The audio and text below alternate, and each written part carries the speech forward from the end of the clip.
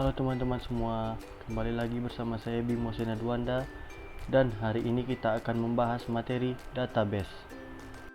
Database atau basis data adalah kumpulan data yang dikelola sedemikian rupa berdasarkan ketentuan tertentu yang saling berhubungan sehingga mudah dalam pengelolaannya. Melalui pengelolaan tersebut, pengguna dapat memperoleh kemudahan dalam mencari informasi, menyimpan informasi, dan membuang informasi. Adapun pengertian lain dari database adalah sistem yang berfungsi sebagai mengumpulkan file, tabel, atau arsip yang terhubung dan disimpan dalam berbagai media elektronik. Manfaat database yaitu untuk memberikan kemudahan dan kecepatan, multi-user, penghematan biaya perangkat, dan keamanan data. Jenis database. Yang pertama yaitu relational database. Relational database adalah database yang menyimpan data dalam tabel yang terdiri dari baris dan kolom. Tabel yang digunakan untuk menyimpan informasi tentang objek yang akan dipresentasikan dalam database. Tiap kolom pada tabel memuat jenis data tertentu dan bidang menyimpan nilai aktual atribut. Baris pada tabel mempresentasikan kumpulan nilai terkait dari suatu objek atau entitas. Tiap baris pada tabel dapat ditandai dengan pengidentifikasi unik yang disebut kunci utama, dan baris di antara beberapa tabel dapat dibuat saling terkait menggunakan kunci asing. Data ini dapat diakses dengan berbagai cara tanpa menyusun ulang tabel basis data itu sendiri. Banyak sekali perangkat lunak yang menggunakan sistem ini untuk mengatur dan memelihara basis data melalui hubungan setiap data.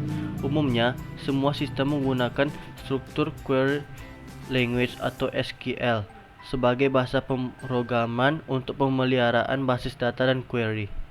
Jenis database kedua yaitu object oriented database, yaitu database yang menyimpan data dalam bentuk objek.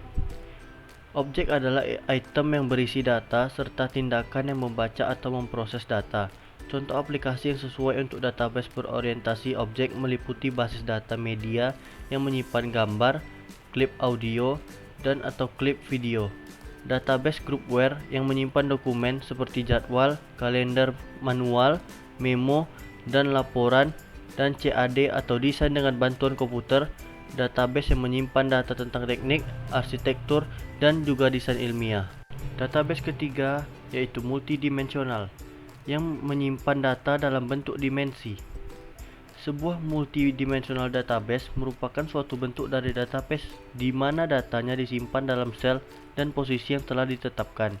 Pada setiap sel didefinisikan sebagai number of hierarchical yang disebut dimensi. Multidimensional database terstruktur dengan kombinasi data dari berbagai sumber yang bekerja di antara database secara bersamaan dan yang menawarkan jaringan, hierarki, array, dan format data metode lainnya.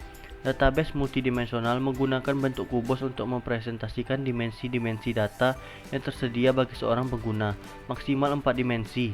Sebuah multidimensional database yang isinya 4 dimensi atau lebih disebut hypercube.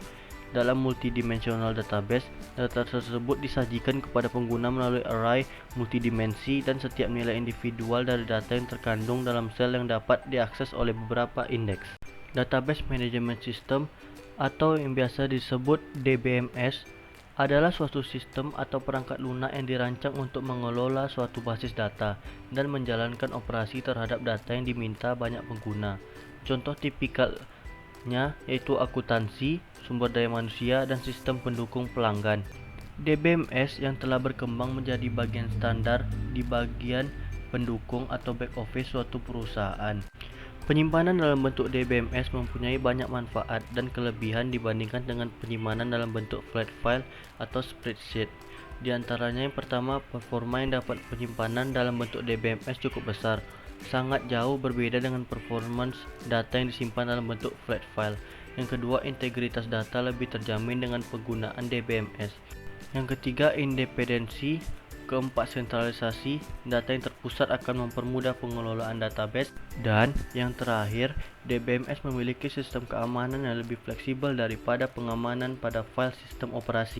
System development atau pengembangan sistem adalah serangkaian kegiatan yang digunakan untuk membangun sistem informasi.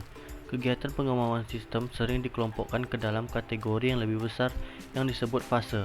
Kumpulan fase-fase ini kadang disebut siklus hidup pengembangan sistem atau SDLC. Yang pertama yaitu perencanaan sistem.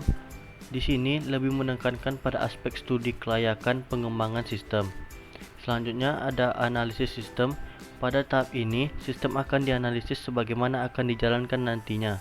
Hasil analisis berupa kelebihan dan kekurangan sistem, fungsi sistem, hingga pembaharuan yang dapat diterapkan. Selanjutnya ada perancangan sistem.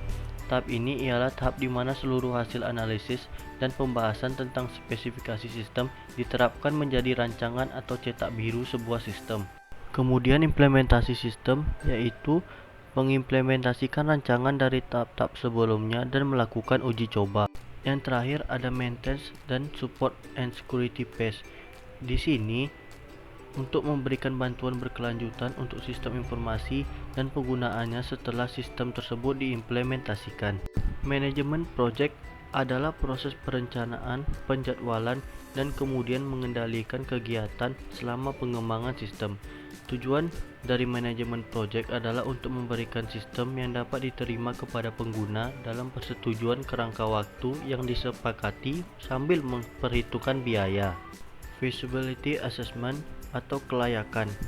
Kelayakan adalah ukuran seberapa cocok pengembangan suatu sistem bagi organisasi. Suatu proyek yang layak pada satu titik selama pengembangan sistem mungkin menjadi tidak layak pada titik berikutnya. Analis sistem oleh karena itu sering mengevaluasi kembali kelayakan selama sistem pengembangan. Seorang analisis sistem biasanya menggunakan setidaknya 4 tes untuk mengevaluasi kelayakan proyek: kelayakan operasional, kelayakan jadwal, kelayakan teknis, dan kelayakan ekonomi. Application Development Language and Tools ada 3. Yang pertama Procedural Language, kedua Compilers and Interpreters, ketiga Object Oriented Programming Language.